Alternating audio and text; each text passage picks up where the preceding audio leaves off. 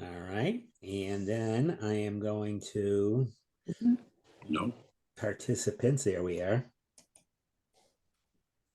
And participants, where is our thing, man, for our muting? Oh, no. Okay, there we go. There you go. All right, good. All right. You are all muted. In just a little while, you can come back on. Feel free. First of all, I hope everybody got the recording from last week's session. I sent you also, so if you haven't received anything I'm going to mention to you, I will be happy to send it back. I sent you a copy of a book that I thought was very, very good. I don't know if any of you had the chance to look at it, but because unfortunately Sachs did not have too many readings that I could recommend in this semester of the course, I didn't want to burden you with buying another book. So I took a book that I thought was very good on the Jewish dietary laws, and I sent you a copy of the entire book. It was all of about 70 some odd pages with footnotes. By the way, Eileen, I did pick up the newer version as well. I happen to have that there. So it has a little amplification, but basically the version that I sent everybody is the best succinct description of the Jewish dietary laws I could give you. So if you have a chance, and you don't have to do it right away, but if you go through that, I think it will give you a really nice basic understanding of the concept behind the dietary laws and why it is important to at least think about them in terms of your own lifestyle. Despite that, I also sent with last week's recording an interesting article which appeared the day after our class. It was on kashrut. I think I appended it to the session. It was an article that came to me on the computer on kashrut, so I sent that to you as well. So I think I've sent you all the information that's really important on the subject of kashrut. Let me talk a little bit before I talk about Israel to tell you where we stand. Today is session number 6. Originally, this course, the second part of Leviticus, was designed to last for 6 weeks. It was connected to the previous course on Leviticus, where we talked about different kinds of holiness, holiness of place, holiness of time, holiness of uh, eating, holiness of language, holiness of relationships. We talked a lot about different kinds of holiness because the book of Leviticus really teaches us as Jews how to live a holy life. And you'll remember, as we started the book of Leviticus, I told you that the central book of the Torah is not about really history, it's about behavior, how we, the Jewish people who are designated by God to be a Goy Kadosh, a holy people, and the Mamlechet Kohanim, a kingdom of priests, how do we go about living holy lives? And we talked about holiness. Holiness, remember, was bringing God into our life. Whenever in our life we find a way of bringing God into our day-to-day existence, whenever we can do that, we add a dimension of holiness to our life. And then after our first course in Leviticus, Leviticus number 1 in the winter, I told you I wanted to deal with specific issues, specific areas of holiness. And I really only so far got to deal with 2 issues of holiness. I dealt with the 2 most important issues that I could think of in terms of defining a Jewish life, what makes Jewish homes different than other kinds of homes. Other people, by the way, can be religious. You don't have to be Jewish to be religious. You don't have to be Jewish to be holy. The truth of the matter is, all people, all individuals can lead holy lives, can lead lives of godly lives, lives in which God enters their life and in which they encounter God constantly day to day in their existence. But I talked about 2 areas that I thought were very important. I talked about the holiness of time, and you'll remember the first 2 sessions we spent together. I talked about what I called the Sabbath and the holidays. And I told you that if you really want to live a life of holiness, you have got to create opportunities in your life throughout the year to provide opportunities to meet with and confront God. In Judaism, we do that through 52 Sabbaths each year, 52 times a year.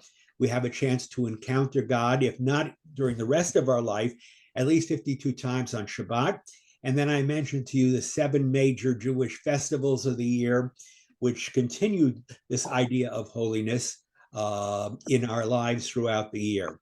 So if you observe opportunities, whether you are Jewish or not, to meet with God, either on the day of the week that you hold as sacred, whether it's Saturday or Sunday or whatever the day is, if you regularly schedule times to think about God, to study God's word, to pray to God, to think about the blessings that you enjoy, that is number one rule for holiness. If you want to be Jewish, if you want to be religious, you cannot experience God unless you create opportunities to meet God. And that means Sabbaths and holidays. That was number one.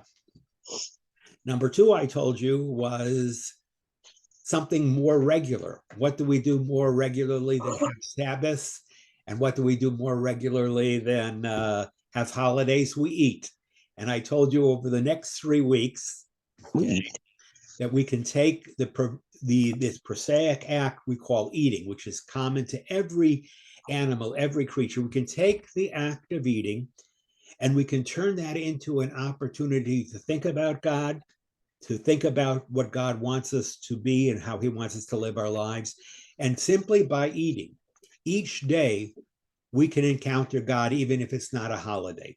And I have spent these past 3 weeks trying to indoctrinate you, I'll use the word, trying to convince you that whether you're Jewish or not, if you take the idea of sitting down with a family and eating and being with people that you like and thinking about the food that you eat and thinking about the importance of food and acknowledging that we human beings who get to eat animals, we have to have reverence for the life we take, and we must be concerned about how these animals are cared for and slaughtered and whatnot.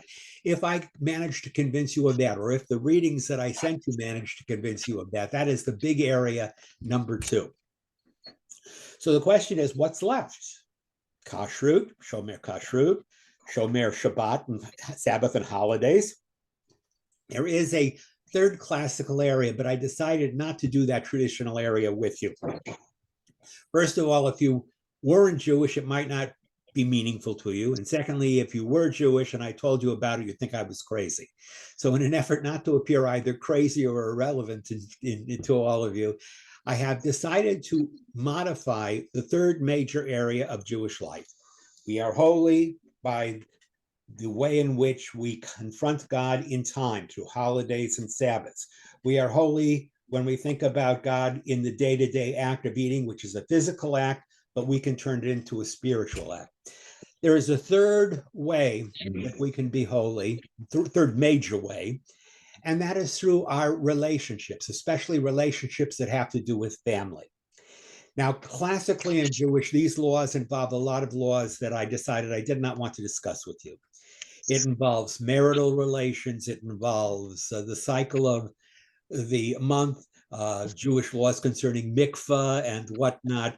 These are a lot of ritual laws, which I must be honest, a lot of most Jews don't observe, except unless you're Orthodox. And even some among the Orthodox, they do not observe these rules of what I call taharat hamishpacha, family holiness, or the purity of family. Rather than talking about that, I chose family relationships, but I chose it in a different way. And I will explain to you tonight what I mean by this last area. What is the third great area besides Sabbaths and holidays and the Jewish dietary laws? What is a third way in which you can add holiness to your life in terms of Jewish values? Before I do that, let me mention what was mentioned that was asked earlier or commented on earlier. I have heard the reports, according to the most recent information I've heard, possibly by Monday, Israel and Hamas may enter a period of, how do I call it, a humanitarian pause in the fighting, during which time several things are going to happen. It's supposed to be not unlimited time, not like Hamas wanted, not a ceasefire permanently and Israel leaving. It is supposed to be a cessation of hostilities.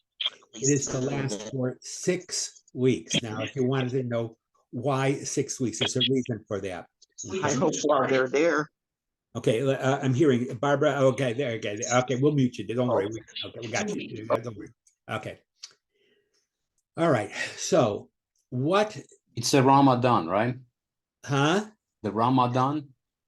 Ramadan starts, yes, in just about 2 weeks. Yeah, and Israel had said to Hamas, unless we can come up with an agreement whereby the hostages that you still hold can be released, we, Israel, are prepared to go into Rafah, the last area in Gaza that has not been subdued yet.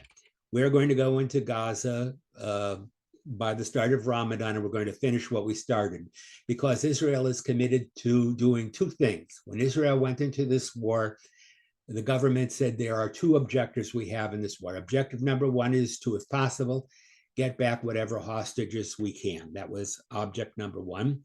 And number two was, when this war ends, Hamas has to be gone. Okay.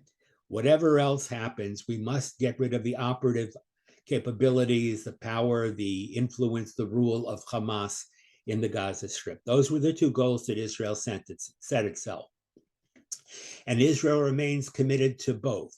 But in order to create an opportunity both to get back hostages and to provide aid and assistance and humanitarian acts to the Palestinian population caught in Gaza, Israel agreed to the following: a 6 week, up to a 5 or 6 week ceasefire. The contour of that ceasefire is as follows. Each day, one hostage, one of the hostages that are still held by Hamas, will be released. In return for that, a certain number, I don't know if I've seen the final number, but a certain number of Palestinians in Israeli prisons will also be released. During the 6 day period, 6 times 7, 42, up to about 40, 45, whatever hostages of the remaining 130 will be released, will be allowed to go. If this all goes well, it's possible that the ceasefire will hold for a longer period of time, until all of the hostages, including military age people who serve in the Israeli military, are released. But at least the initial agreement is that for the next 6 weeks, about 40 to 50 Israeli hostages held by Hamas will be allowed to leave and rejoin their families. In return for that, up to as many, I have heard, as 300 Palestinian prisoners in Israeli jails. So that you figure out the ratio, it's about 5 to 1. In return for the release of those 50 or so hostages, Israel has agreed to release up to 300 Palestinian prisoners who are in Israeli prisons for various offenses, including violent acts, has agreed to release them in turn. During this period of time, during the period of time when hostages in Gaza are released and prisoners are released in Israel, Israel will allow a quickening, a widening of relief columns and relief supplies into the Gaza Strip, with one proviso: they're not going to let UNRWA handle it. United Nations Relief Work Agency, which has already proved itself perfidious and a part of the problem, Israel will not let them do it. Israel will open up other sites, will provide as much material as safely can be provided into Gaza under two circumstances. Hamas cannot grab it and take it for itself and steal it from the people, and it has to be distributed by organizations that Israel can guarantee and verify will not turn the materials over to Hamas and will make sure that this material gets to Palestinians in need wherever they are in the Gaza Strip. That's the agreement as it stands, up to a 6-week ceasefire. And what I read tonight indicates that it is possible that this agreement can go into effect as of this coming Monday. Now, I don't say it's definite, because one thing I've learned about Hamas, you can think you have an agreement and everything is all set, and then you turn around and suddenly there's no agreement whatsoever. And it is always possible that once the agreement starts, once it is implemented, can always break down for a number of reasons, mostly having to do with Hamas. If Hamas does not continue to release one Israeli hostage a day, or if other kinds of things take place, or if Hamas launches any additional attacks, on Israel and takes advantage of the temporary humanitarian pause to do other kinds of military actions, Israel is free of its responsibility to honor the agreement. So assuming Hamas fulfills its part of the bargain, Israel will fulfill its, and hopefully over the next 6 weeks, we will see at least 50 Israelis freed and about up to 300 Palestinians in Israeli jails released, and hopefully a lot more trucks with food and medicine and whatnot will be coming into the Gaza Strip. Now, Israel is not leaving the Gaza Strip. One of the things that tied up this agreement was Hamas insisted that as part of this agreement, Israel had to totally withdraw troops from Gaza. And Israel wasn't stupid. It knew the moment that it withdrew Israeli troops from Gaza, Hamas was going to go right back and reestablish itself again. So Israel will be removing Israeli troops from certain areas. They will allow Palestinians who fled cities in the north of the Gaza Strip and in the center of the Gaza Strip, that will allow these individuals to return home. Israel will make that possible. But the understanding is that if Hamas tries to hide itself among these returning Palestinian villagers and whatnot, Israel reserves the right to detect and to pick up any Palestinians, any members of Hamas who would threaten to continue the war. So Israel will be watching. It will be keeping its eye on what's going to happen. It is also understood that moderate efforts to try and repair damaged areas of Gaza will be allowed. Israel's not going to allow in cement and not a lot of other equipment. Israel will monitor weapons and other things that come into the Gaza Strip. But Israel will allow Palestinians, especially those who fled from the north and the center of the Gaza Strip, it will allow them to return back to their homes to, first of all, survey if there's what's left of their home, and then to retrieve anything that they might retrieve, or if there's anything that can be rebuilt, to begin the process of reconstruction.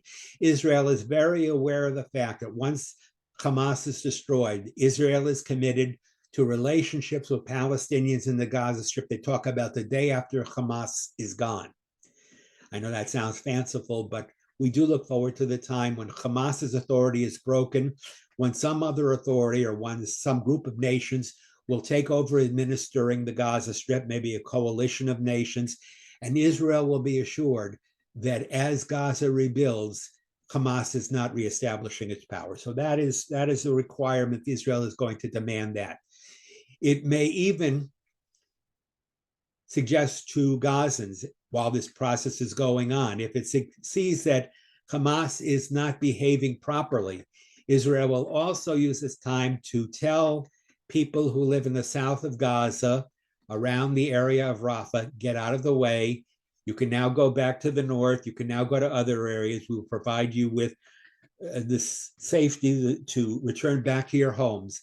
But depending on what happens with Hamas, if we determine that Hamas is still located and still operating out of Rafah, or if we think that they are going back on their word on prisoners, we reserve the right, Israel said, to go into Rafah and finish the job. And we will provide you Palestinians who are living in the area with other areas to live in while we go in and finish the job of ending Hamas and getting rid of the last bastions of terrorism. So that is my understanding of where we stand today. I'm hopeful. I'm not naive, but I'm hopeful.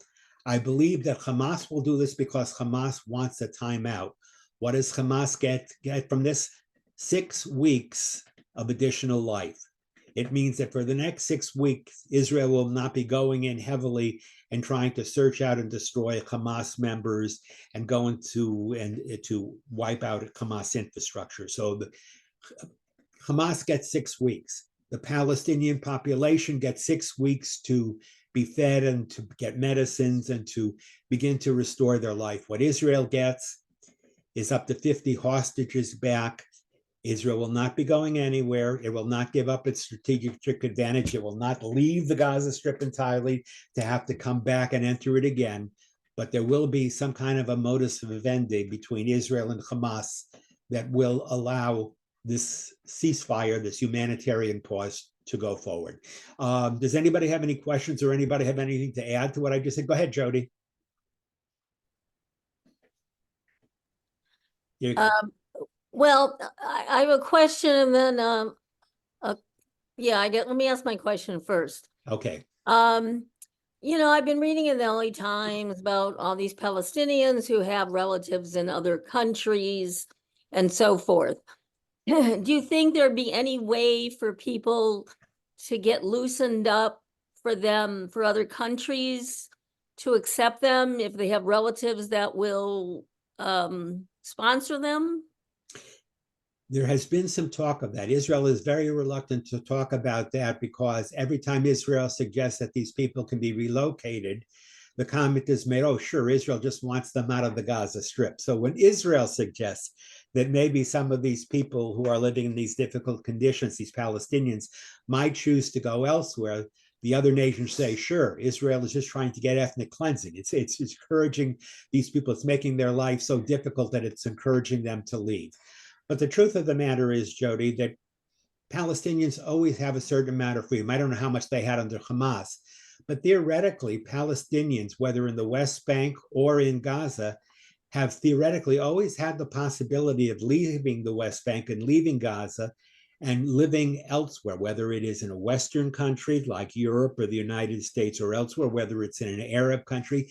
Theoretically, any Palestinian who says, I don't want to go through this again, I don't want to go through another cycle. I don't want to believe everything is okay and build a new home and then in 10 or 12 or whatever it is years go through this again. I just want to get out. Now, many Palestinians won't admit that they would want to do that because that would be deserting their homeland, supposedly.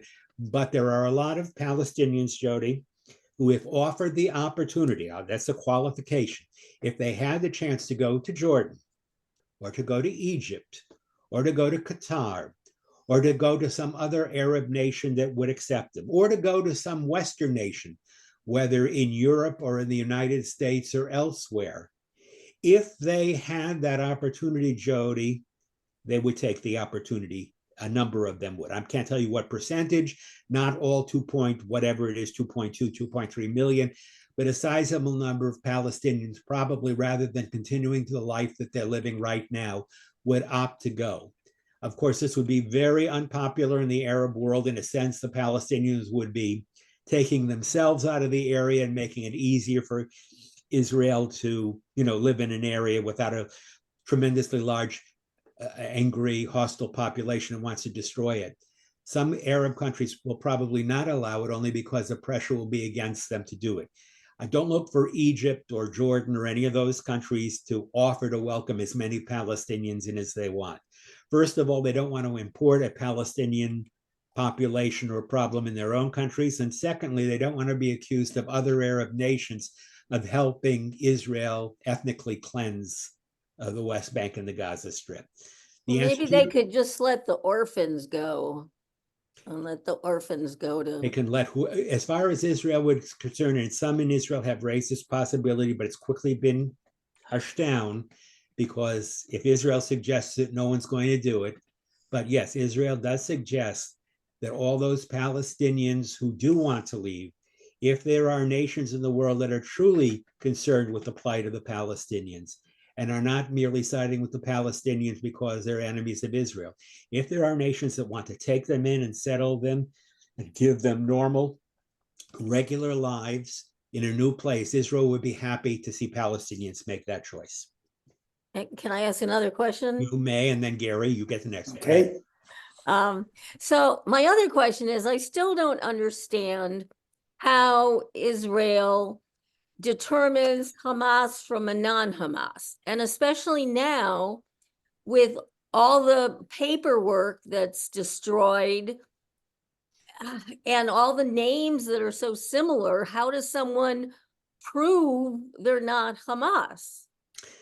More to the point, because none of them claim to be Hamas. They all claim, oh, no, I'm not. Well, I know. How does Israel know who's Hamas is the question. Right. And the answer is the Gaza Strip is not all that big, and it's located very close to Israel. And there are a lot of pictures that Israel has, a lot of images that it's captured.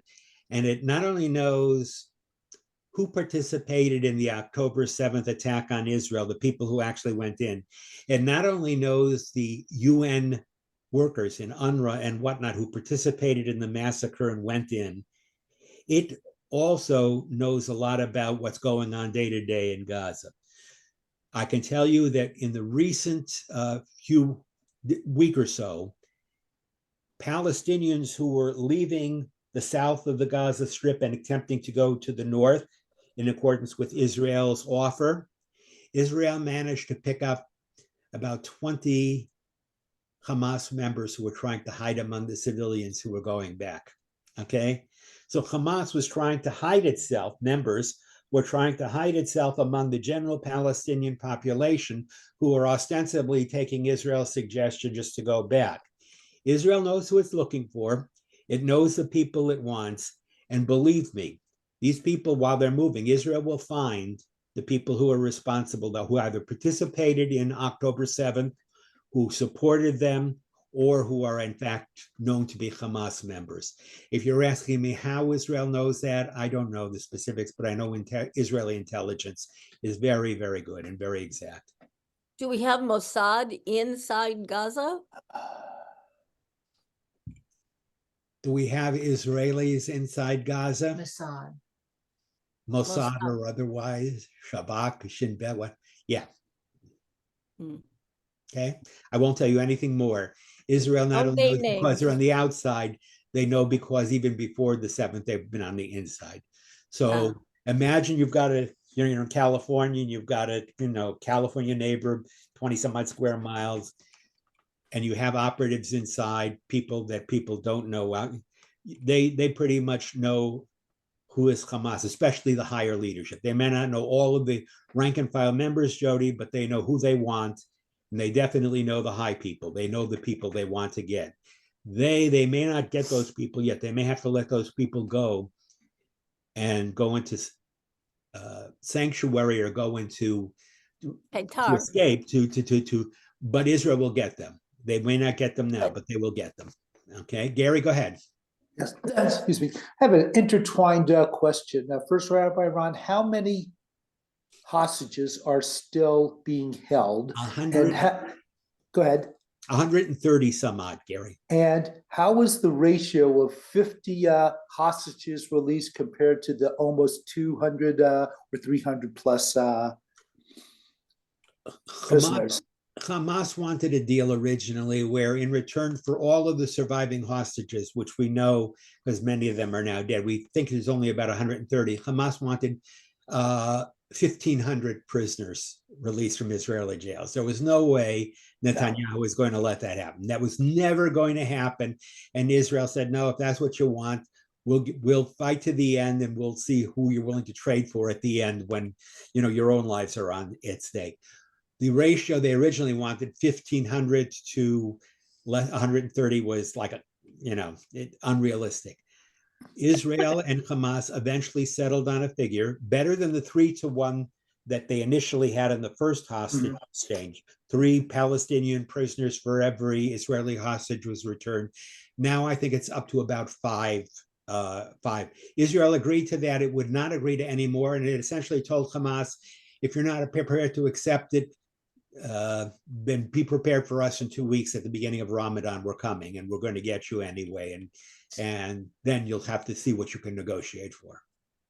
Okay, thank you. You're welcome. Eileen, go ahead. Yeah, I'm curious to know, what condition are these Palestinians prisoners by comparison to the hostages that Hamas tortured and all these awful things? This is just so one-sided. It's frustrating. I know. But the thing, Eileen, is Israel is willing to exchange hostages, even hostages that may have blood on their hands, who may have been guilty of violent offenses, if it means that they get their hostages back. This is a weak point, but a strong point of Israeli life. Israel is willing to release guilty, culpable people, even in a ratio of more than 1-to-1, up to 3-to-1 or 4-to-1, in order to get back its innocent civilians. There are a lot of countries that would just write off the innocent hostages and say, well, unfortunately, there's nothing we can do. That was their problem. They were in the wrong place at the wrong time, and we're not going to offer anything. We're just going to do what has to be done. And if we can get some back, that would be good. Israel's soft point, but also a strong point, is the same as in the United States. No fallen soldier and no soldier left behind. Israel is known for the fact that it will go to great lengths, not only to get back captured people, but to even get back the bodies of people who have died. Israel will even negotiate and give alive prisoners to get back the bodies of those who have fallen victims to Hamas. And when this is all over, we're going to discover there are probably going to be couple dozen, maybe a few dozen dead Israelis who Israel will be anxious to get back to their families to give them proper burial. It is the strength of Israel that we care about our citizens, and we will go to extraordinary lengths. Now, you are right, Eileen. The people that Israel is releasing don't live in tunnels, and they don't live deprived of food. They're in regular Israeli institutions, prisons and whatnot. They have certain rights. They are seen by certain groups and organizations. Many of them and their families even receive payment from the Palestinian Authority for acts that they committed against Israelis. But the prisoners that Israel will release will in no circumstances have been raped or tortured or subject to the kinds of abuses that even the Israelis who have already escaped and gone back to their families are describing right now. So you're right. It doesn't seem fair, but Israel has to weigh justice against compassion.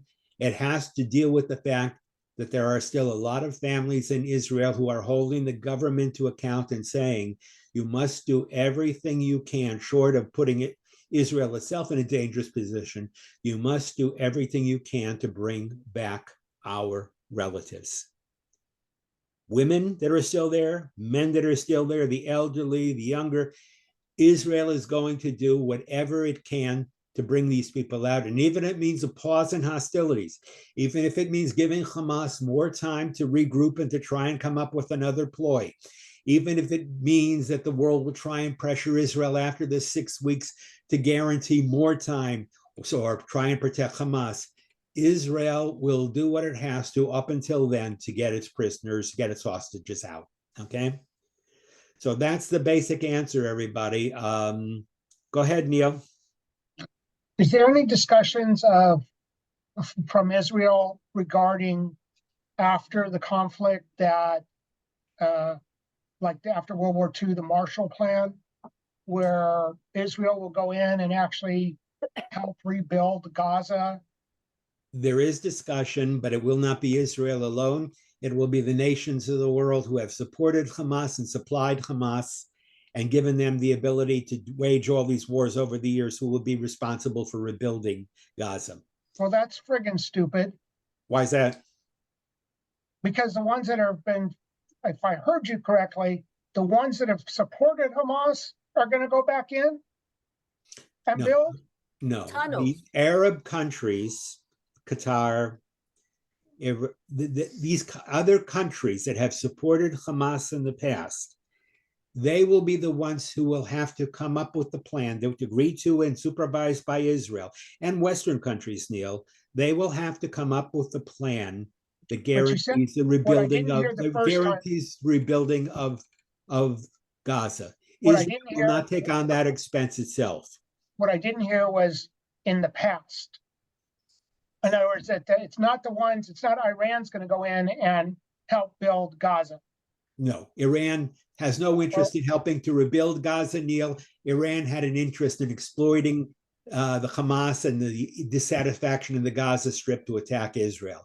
No, but all these countries, these supposed countries like Jordan, like Egypt, like Qatar, like Saudi Arabia, that are urging Israel to pause humanitarian reasons so that these civilians in Gaza, these Palestinians who are not part of Hamas, can be supplied. Those will be the countries that Israel will task, not the Palestinian Authority, not any kind of a group that still has ties to terrorism. Israel will say, we will supervise now. There must be an international force that will go in and will guarantee that equipment or supplies or medicines or food that comes in will not be used to rearm, reactionary forces in the Gaza Strip. And we, Israel, will monitor that. In other words, they will not pay for it all. Israel's not going to pay for redoing the entire Gaza Strip. The world will have to come up with money and supply people in order to do that.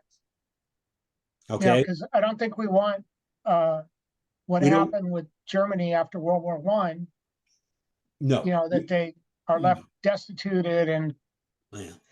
Unfortunately, there was an agreement between Germany and the victorious Allies after World War I, and there were all kinds of guarantees. But unfortunately, those of you who know history know that Chamberlain and a number of other Western leaders saw Germany cheating left and right and never stopped them. The truth is, after World War I, and with all the agreements Germany had made not to militarize, not to reestablish the Rhineland, not to do this or that, the Western countries watched Germany renege on each and every promise and were reluctant to stop Germany when they could have stopped them and could have stopped them cold because no one wanted to go to war anymore. And you'll remember that famous speech when Neville Chamberlain went to negotiate with Hitler, who was demanding the surrender of Austria and then demanding a piece of Czechoslovakia. Neville Chamberlain naively went in, conducted conferences, negotiations with the Nazis, and came back waving a paper and claiming he had achieved peace in our times. Well, those times didn't last very long until Germany went into Poland. So no, Neil, we're not stupid. Israel is not going to make the mistake that the world in general made following World War I, which inevitably led us within about 30 years to World War II. That would be crazy. That would just be insane.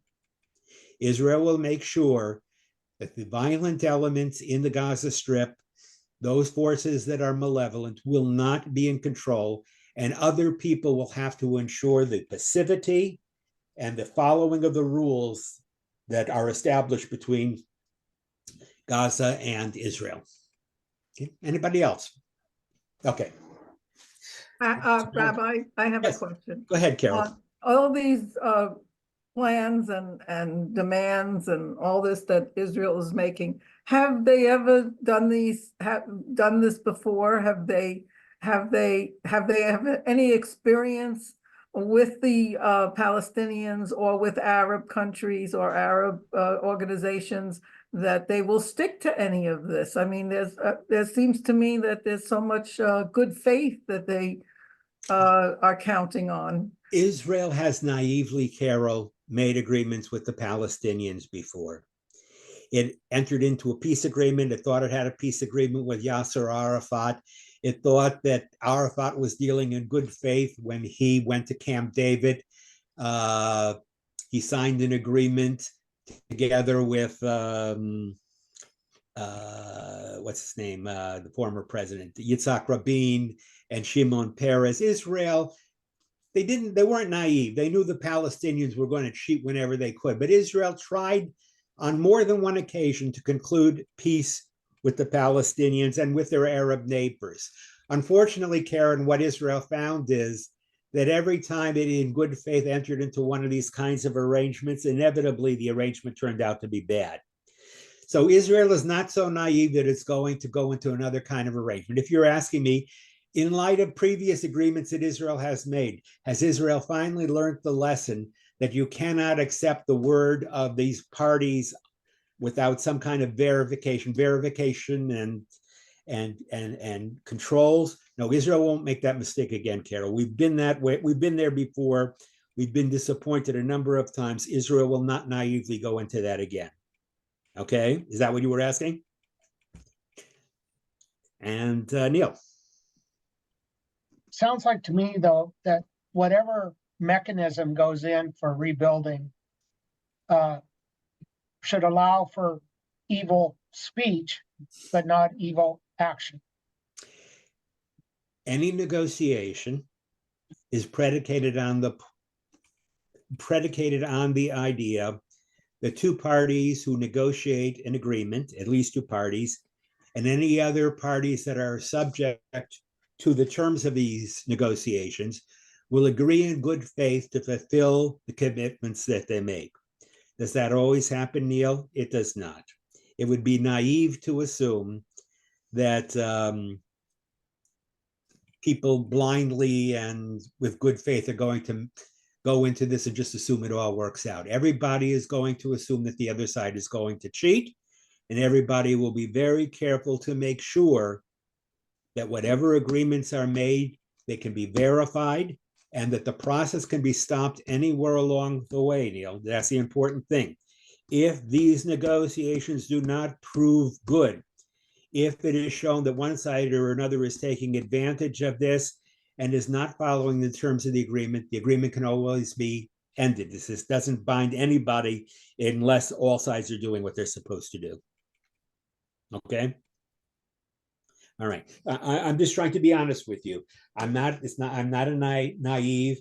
I'm not a pie in the sky dreamer. I believe it's going to be hard. I believe, especially when you're dealing with an organization like Hamas, you always have to think, what's their angle? What are they doing for? What are they looking for? What do they attempt to gain on the side? What advantage do they see to their side? I'm assuming that if Israel is smart, and Israel has been smart, it will take every single factor into consideration. And given its intelligence capacity, and given the presence of Israeli troops and forces inside the Gaza Strip, Israel will guarantee that the terms that it negotiates with Hamas will be adhered to, and that nations that sign on will not be smuggling weapons in and will not be trying to flout the agreements that have been made in order to set up another wartime situation. Okay? Now, let us turn to area number 3. This is going to, of necessity, be a little shorter. All right. If I said to you, all right, if a person wanted to live a life of holiness, Jewishly speaking, 2 best things they could do are observe the Sabbaths and all the Jewish holidays, and at every one of their meals, observe the basic ideas, the philosophy, the laws of kashrut. Not just the animals that could and couldn't be eating, but the way in which food was eaten, the way in which animals were treated, all of the laws concerning reverence for life and reverence for the act of eating, and gratefulness to God for the blessings he's given us.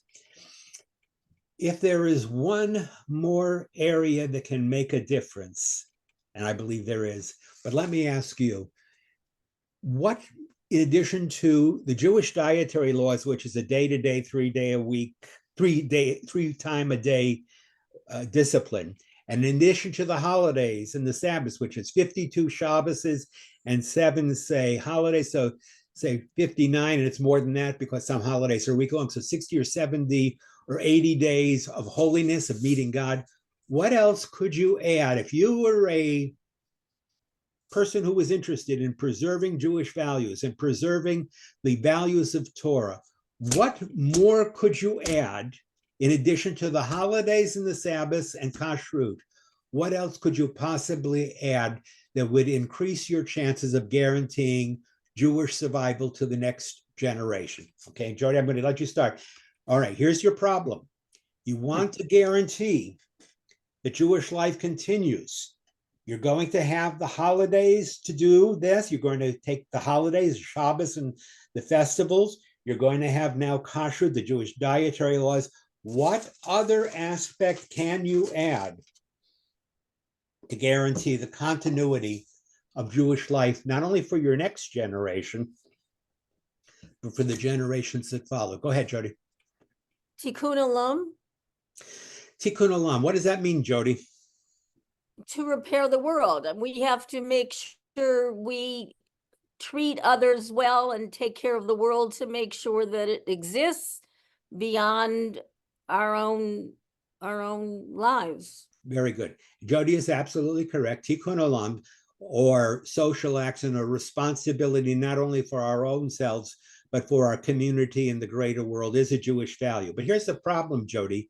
Tikkun olam isn't necessarily a Jewish, it's a Jewish value, but other people believe in that too, right? Jews are not the only people in the world who believe in the responsibility to make the world more moral and ethical, to care for the hungry, to care for the powerless. There are lots of people in the world who believe in what Jody calls tikkun olam, or what I would call social action, improving the world, making the world more just. That is a Jewish value. You're right, Jody, but it doesn't necessarily guarantee that Judaism can survive, because other people in the world who are also conscious about the responsibility to their community, to their nation, to their world are also doing that. What I'm thinking now is specific Jewish action or a specific Jewish practice that can guarantee the survival of Judaism. Yes, Tikkun Olam is part of it. I will agree. Go ahead, Neil. I don't know. I don't know if I'm going to speak to what you want specifically and what you're thinking, but Sonia was a widow, and we're together, and she brought 4 kids. I immediately figured out that I could not be their stepfather, and I could not be their friend. All I could do for them is to demonstrate what good looks like. And that my relationship with Sonia, my relationship with them, my relationship with everybody around me, that that it is with Hashem involved. And so that it's visualized as not just me, but visualized as a running mitzvah. Good. Mike, I see your hand. I'm going to get to you in just a second. Neil, I will say this to you. Certainly, those are all considerations, okay? And quite honestly, some of them are even Jewish values. If you said to me, to open your home to family and to neighbors and even to strangers, that's a Jewish value. Okay, a Jewish value is welcoming people to your home to share with you your table and your environment. That's a Jewish value. If you said tzedakah, giving people tzedakah, those in need of help, that's a Jewish value. I completely agree with you, but it's not necessarily, Neil, an exclusive Jewish value. I'm looking at some of you, and not all of you online are Jewish, who practice tzedakah, who extend your help and your hand to those in need, who invite people to your house, who care for the poor, the widow, the orphan, the unfortunate. There are many of you who are watching now. When I say it is a Jewish value, it is, but it's not an exclusively Jewish value, all right? So I can mention taking care of other people, living a good life, exemplifying in my own life the values I want other people to lead, Neil, but that is not a necessarily exclusive Jewish act. That is something we want all righteous people to do. And I would suggest that I have the best audience in the world. Looking at every one of your faces on the screen, I would say that all of you probably practice that. And probably all of you. I mean, if people came up to you and asked for help, whether it was calling somebody because they were caught on the side of a freeway or a few dollars to help them or food or whatever, I think most of you are generous and compassionate. I take that for granted. Maybe I'm wrong, but I think that doesn't necessarily an exclusively Jewish value, although I think Jews, because of their lives, Neil, are sensitive to what it is like to be a stranger and depressed. So I would agree, but I don't know if it's exclusively Jewish. Go ahead, Eileen. I was thinking maybe. Oh, Mike, I'm sorry. Let me go to Mike first, and I'll come back. Mike, go ahead. Okay, this may not be the answer, but I was thinking about as you're talking, if we as Jews could not only follow the things that you've enumerated, but also take the time to further study and go into the Torah and follow as many of the mitzvot as we can, that might do it. That's my response. All right. Clearly now another Jewish value. Then I'm going to come to Eileen. Mike is saying, in order to know how to live lives that are this way, the kinds of lives that Neil talks about, we have to study Torah. How do we know what God wants of us? How do we know what God expects of us vis-a-vis our treatment of other people, relatives, friends, the poor, the widow, the orphan? How do we know how we're supposed to behave? How do we know what being holy is? Mike says, well, maybe studying what the Torah says. Mike is right. Jewish learning, Jewish education is a value. You cannot hope to know what the Torah requires of you if you never look at the Torah. If you hide yourself from studying God's law, as we believe in the Torah, how are you going to create a program for holiness? You could try and invent your own, that might be possible, but you'd miss something. It wouldn't be, the Torah's got the answers. Rather than you having to reinvent the wheel and having to come up with all of these things, if you were knowledgeable and you studied the Torah, you were learned and you valued learning, that would be your answer. And by the way, that's another value, learning. You want to know what a Jewish value is? Learning. We don't think we have all the answers. On the contrary, we think we don't have all the answers and that the only way to get those answers is to learn. And we're not arrogant. We don't believe we have the right way and no one has the right way. Another Jewish value, just to add one, is asking questions. A lot of you might think that's not a Jewish value, but I can ask some of you, especially if you come from traditions where they told you do this because that's the way it's done. That's the way the tradition says. In Judaism, we're allowed to question everything. Question. You are not required to accept dogma because it is dogma. The question of why is a Jewish question. Why do we do this? Why do we do that? Why is this wrong? Why is this right? Anybody who tells you the Jews passively accept all of the rules and they never violate them simply because they're rules, either doesn't know Judaism or is talking about a kind of Orthodox super religious view that I don't really know. Judaism prides the Jews on the fact that we don't know all the answers. We don't necessarily have all the answers, and it is perfectly acceptable to question. That's why we have a Seder where we have 4 children who are all asking questions. What's not Jewish is not asking questions, saying, all right, this is what the tradition says. This is what I'm supposed to do. This is what God wants. This is what I'm going to do blindly, without question, completely as a matter of faith. That is not Jewish in oriented. We are oriented to ask questions. So as Mike says, to learn, not to be so conceited as to believe we have all the answers, to acknowledge that other people have the answers, to be willing to look at these questions and reevaluate them and restudy them, and constantly in our lives ask ourselves the questions we have at any given time. Eileen, I see your hand. Go ahead. There's So a what second are half the to that, Rabbi. Oh, There's a second half to that, which is teach. Oh, well, to teach is true, but not to teach. You can teach by teaching or by living and by doing. There's a lot of ways of teaching. Some Jews, How about like lay down and rise up and yeah, no, teaching is a corollary. It's the next step to learning ourselves. Go ahead, Eileen. What did you want to say? The other suggestion I had was hanging a mezuzah on your door. All right. Well, okay. Erwin, go ahead. I'm going to come back to Eileen's in a second. Erwin, go ahead. You're silent, Erwin. You're muted. Not anymore. Not anymore. Okay. So how about applying that special Torah requirement to newborn baby boys? Which requirement? Circumcision. All right, circumcision. Believe me, if I'd asked either of my 2 grandsons whether they would have wanted their grandfather to suggest circumcision, they would have told me no. Thanks, Saba, but all things considered, we'd rather skip the circumcision. I didn't give them that choice. That's a choice that their parents made, a choice that I made with my children, because that's what it means to be part of the covenant of Abraham. That's obligatory on all Jews. But yes, the time that we create a Jewish environment, Erwin, and then I'm going to switch back to Eileen, is from before our children are even old enough to ask.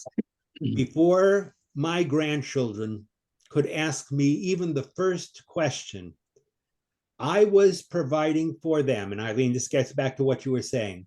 My children, and I hope for my grandchildren as well, I was providing for them the Jewish framework that was going to govern the rest of their lives. Now, Eileen has talked about it. Let me talk about it with all of you. If you don't think you can create a Jewish home merely by the things you bring into the home, either objects or values, you are mistaken. You have, or not so much anymore, those of you whose children are gone, you don't have the power anymore. But when your family starts out, you have tremendous power. By the way you live, by the way you raise your children, by the environment you create in your home, you can help guarantee the next generation and the next generation after that of Jews. If you create the right environment in your home, you can do it. So the question is, what goes into creating a Jewish home? Jewish home is the answer, by the way. What goes into creating a Jewish home? The answer is a certain amount of it has to do with observance, a certain amount of it has to do with objects, and a certain amount of it has to do with values. And I'll give you a list. You don't have to remember this. All right. We've talked about observance already. I've given you only two. If you can observe all the Jewish holidays, or as many as you can, with their historic meanings, you can preserve Judaism in the lives of your children and your grandchildren. If you can preserve Judaism's attitude toward eating and nourishment and gratitude to God for giving us food, you can preserve Judaism. But besides those two values, the very home you create, the things that are in it, the practices that are in it, the values that are in it can create Jewish life. So since we've already dealt with holidays and we've already dealt with Sabbath and we've already dealt with kashrut, let's look at some of the other factors, all right? Let us deal with what Eileen talks about, which, Eileen, I believe your topic was Jewish objects, correct? Yes. And that brought in the mezuzah, because I think if you had that, that's a start as you walk in the door. Well, a mezuzah is always a great sign because a mezuzah publicly identifies Jewish homes. Yeah, you always know when you go to a home, unless the person who was there moved and left their mezuzah there, and the person who bought it didn't take it down. When I go to a home and I see a mezuzah on the door, I make certain assumptions, right? I do. I just make certain assumptions. And the mezuzah is connected with the home. What the mezuzah says is the family that lives within this house follows the rules and the values and the traditions that the Torah describes. I may be wrong about that. There are some people who probably put up a mezuzah because they think it's a talisman that wards off evil spirits. By the way, if you put up a mezuzah because you thought it would keep the bad spirits at bay, you're absolutely wrong. That's not the function of a mezuzah. A mezuzah isn't designed to keep the bad spirits at bay. And by the way, if you wear a mezuzah, it's not going to protect your body either. Some people think, oh, if I go to war, I just have to wear my Star of David or my mezuzah and I protect. No magic amulets. These are not amulets. They are reminders that every time I go into and leave my house, I remember that I am bound by the values and laws and traditions that the Torah teaches me. I don't walk in my house and I don't leave my house at any given time without consciously thinking, apart from touching the mezuzah, tactily acknowledging it. In my head, I remember I'm a Jew and I remember what God expects of me. So a mezuzah, Eileen, is a perfect symbol. It announces to the world outside, the family that lives here is Jewish. And even if you're a little scared of the world knowing you're Jewish, Eileen, I would suggest you put a mezuzah up because that's a good thing, to identify as a Jew. And it reminds you who live in the household that you are obligated to live a certain way. But once you get past that doorpost, Eileen, and it's not just, by the way, the front doorpost. In our house and in traditional houses, every single door of the house except the bathrooms and the closets have a mezuzah on them. So not only when I go into my house, but then I go through my house, there are mezuzahs constant all around to remind me. You shall place them upon the doorposts of your house and upon your gates. In other words, the mezuzah reminds us of what God wants of us. But once I get into my house, there are other objects as well. Think about these objects. I'm going to mention ones that have to do with holidays first, and then I'll mention other objects. Free list, don't write them down. I'll send it to you. Okay, objects. Let's deal with Shabbat. Shabbat candlesticks, Kiddush cup, a challah board, a challah cover, a Havdalah set, benchers, books for benching after the meal, a Hanukkah menorah, Chanukiah, a Seder plate, mezuzah, talis, tefillin, okay? A mizrach, which indicates which way the east is in my house. So when I pray, I know which way to face when I'm praying east. A shviti. These are all objects that would be found in Jewish homes. All Jewish homes that are traditional would have these objects. So when I walk into a Jewish home, not only do I see a mezuzah on the front door, I'm surrounded by all these other objects that are practical objects that are used either for holidays or weekly for Shabbos or in Jewish life. And not only that, books, we call them in Hebrew Sforim, Jewish books and secular books. Eileen, I'm looking at your My see bookcase. behind you. You got a bookcase behind you. Jay and Esther, I don't know if I see. I don't see. Oh yeah, I think I see a little bookcase. All the Jewish books are on that side. Yeah, well, mine are all on the other side. Jewish homes are known for books. What does it tell us? Jews value the written word. Jews value education. Jews value learning. It's not merely the objects, the books themselves, and what it says about Judaism. Jews value education. And virtually in every Jewish house, well, up until recent times, what I knew about a Jewish home was if it was a Jewish home, parents stressed education and stressed learning and stressed questioning to their children. Okay, I can't make that assertion anymore. I cannot make that kind of black and white statement. More and more, the Jewish home, in terms of its attitude toward learning and books, is resembling the general home today. I can tell you, we started reading to our children before they could speak. We read to them before they could read. We read to them after they read. Between my wife and I, we covered Harry Potter and a lot of other things to them. Our children did not spend hours in front of a TV or on a handheld device. Our children valued reading and learning and appreciating a lot of other things that children today do not understand. You can go out and you can see people at a restaurant at a table, the father, the mother, the children, and they're all on their own handheld device, and nobody's communicating. No one's talking to each other. No one's reading. No one's sharing family conversation, which, by the way, are all the Jewish values. Family conversation, sitting at a meal, talking. How did your week go? Catching up with the lives of the people you share your life with. I have seen families literally sit at the same table and not communicate at all. They might as well not be sitting together because they're not doing anything to really establish family life. That is not Judaism. Judaism is communicating, telling stories. It's talking about the Torah portion of the week, or talking about what happened to a person in the course of their day, or trying to find out what your children learned in school today. Tell me one thing, or tell me a couple of things that you learned in school today. Tell me a question that you asked today. What questions did you ask today of your teacher or anyone else? That's the kind of home that's a Jewish home. A home where children would rather sit and spend time with books. They don't have to be constantly doing things or playing with objects. They can sit and they can quietly relax, and they can read a book, and then they can enjoy the company of other people. That's not just a Jewish home.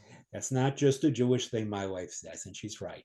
But it's an important part of Jewish life. Go ahead, Eileen. Go ahead. I just wanted to add, as far as family life and interaction goes, there's board games as well.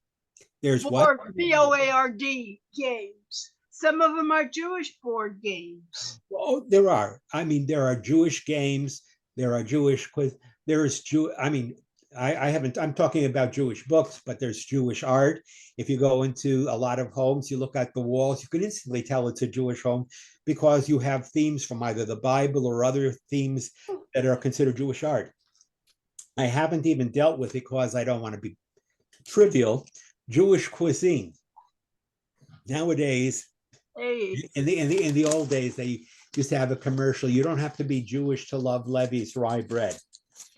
Levi's rye bread. It was a joke. It was that, if you were Jewish, you like lox and bagels and you ate rye bread and this and that. But the truth is that a part of a Jewish home are traditional ethnic kinds of food. Now, there's no one ethnic food.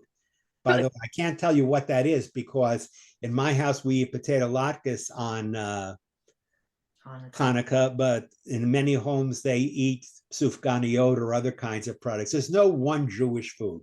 And if I tell you what I like, it's not necessarily something that someone else likes. And Ashkenazic food is not like Sephardic food. And if you come from one country, the traditions are going to be different. But Jewish foods can also be significant parts of Jewish life as well. Let me see here. What else do I have here? I'm just going to go quickly through my list. I don't want to overburden us here. Jewish family, having friends and relatives come together to share not only meals, but to share life cycle events. to come together for a bar bat mitzvah, to come together to celebrate a wedding, to invite people together to make a minyan when someone dies, to come to the house, to make a minyan so we can say Kaddish for the Jewish family. All those are communal experiences because Judaism is not just about the family, the nuclear family, it's about the extended family, and it's about the wider community. I've already spoken about emphasis on education, Jewish in general. I've talked about Hachnasat Orchim, welcoming guests. I've talked about tzedakah and gemilut chasadim, charity and deeds of kindness for those in need. Social action. I'm hesitant to mention that anymore. But one of the things that always defined the Jewish home was they were always involved, apart from their own home, in what was happening in the community and what was happening in the wider world. If you can live in your house and only care about your own family and your own immediate needs, and you have no concern whatsoever for other families and their needs, I would suggest it's not a particularly Jewish house. And probably for those who aren't Jewish, it's probably not a particularly Catholic house. There's an idea that we have responsibilities, not only rights, but we have responsibilities. And as individuals, we have obligations to our spouses, our children, our grandchildren, our friends, our community, and those in our society who need help. Let's see what else I have here. Questions I've already mentioned, responsibilities. Okay. I've really gone, there are other things on the list, but I think I've made my point.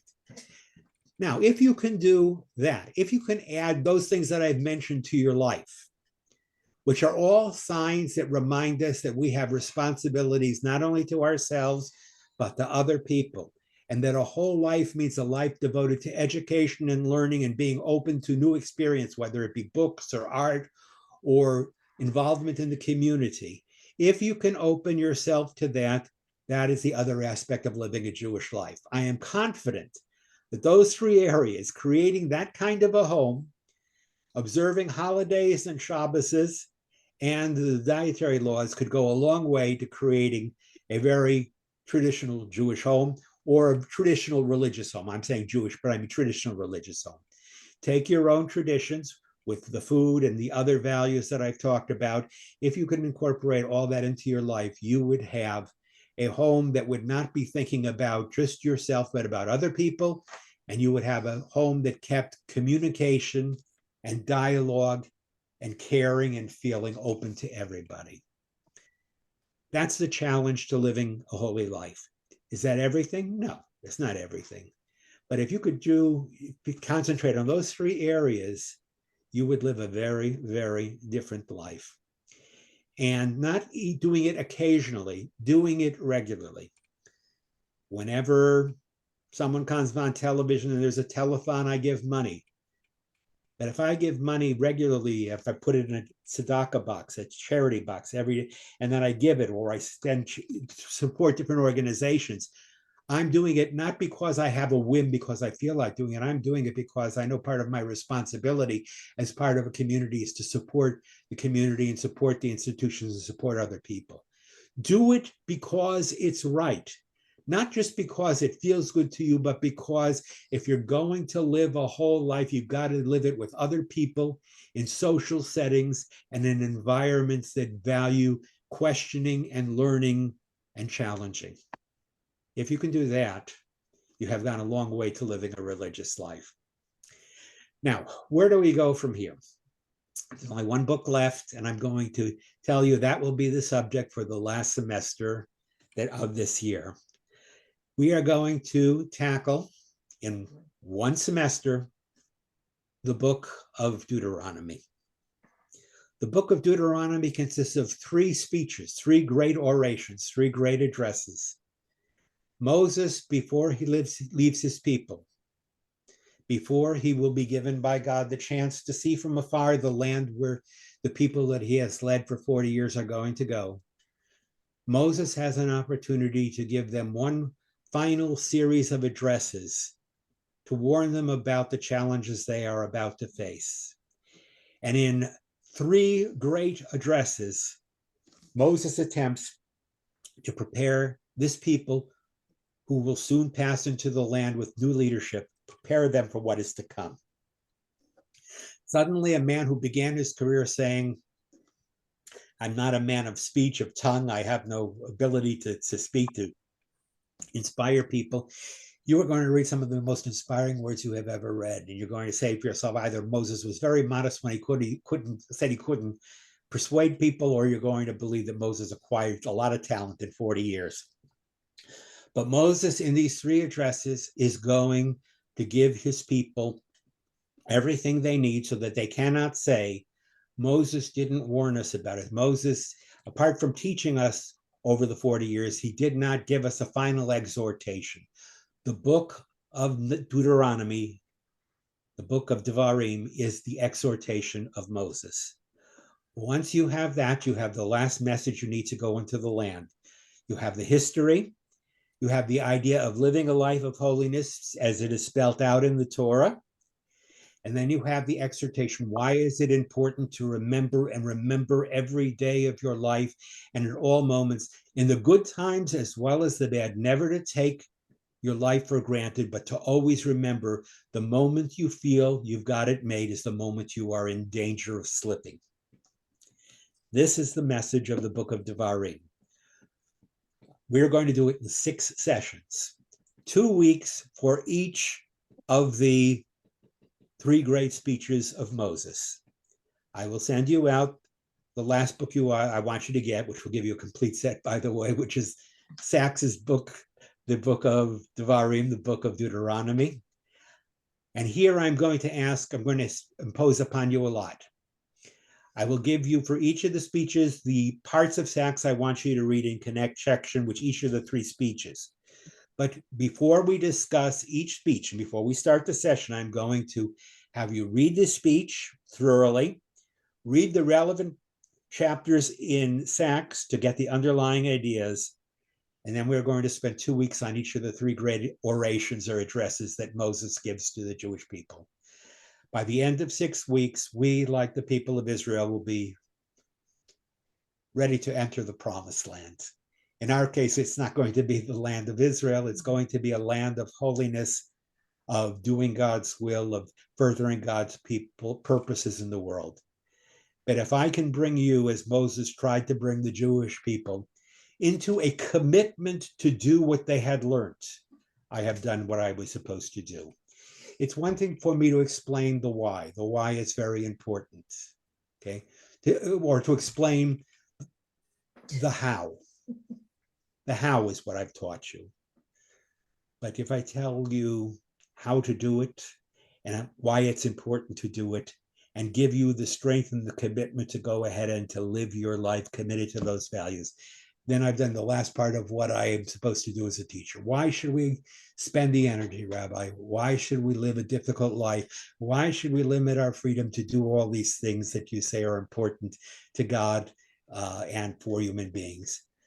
Why should we make those sacrifices? If I can convince you that there is a reason to do it and that it's for your good, not for my good, not even necessarily for Judaism's good, but for your own good, for your own blessing. If I can do that, then I have completed the assignment that I started 5 years ago to try and teach. All right. So look for the material. Take advantage of reading the material that I sent you already with the last lectures. I will try and send you. I have not sent you during the course of this lessons about what I've spoken about because I wanted you to hear it. But some of what I have written down, what I've taught, which I have here, I will send you as after notes.